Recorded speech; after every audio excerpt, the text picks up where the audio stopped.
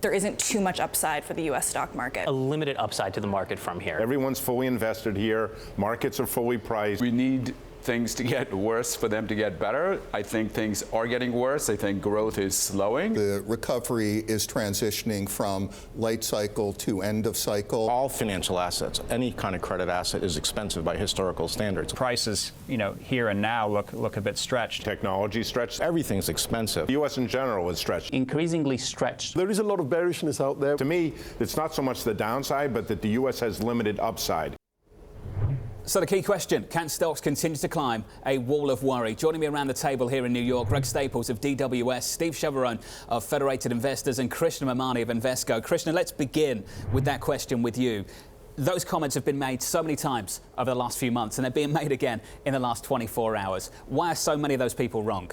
Well, so I think they're not wrong. They're just overly cautious. That's how I would characterize it. At the end of the day, beginning fourth quarter of last year, our outlook had been that this recovery probably has a few more years to go. And what we will see in 2019 is moderating growth on a global basis, but supported by policy easing on a global basis again. And that's how things are playing out. I think the real test for the market is going to be in the second half. If things don't improve, all these doubters and cautious people probably end up being proven right. My expectation is that things do improve, and as a result, 3,100 year-end is what our objective is. 3,100 right now looking good. Didn't look so good at the start of the year, but we're certainly getting closer to it, aren't we? Indeed.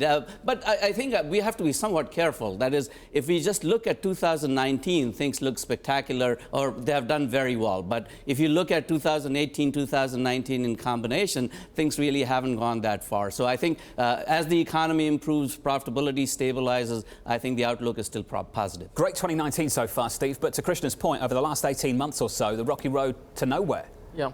Look, we share your 3,100 aspiration. That was our target, and it was absurd back in December. At least it was perceived as being absurd. And it's not now. We're only 4% away, or just over 4%. Look, I think as you think about markets, you got to separate the short term versus the long term. Yes, for 2019, is there probably limited upside to our 3,100 target versus the potential for some disappointment over the summer? Absolutely. Does that mean the cycle's over? We don't think so.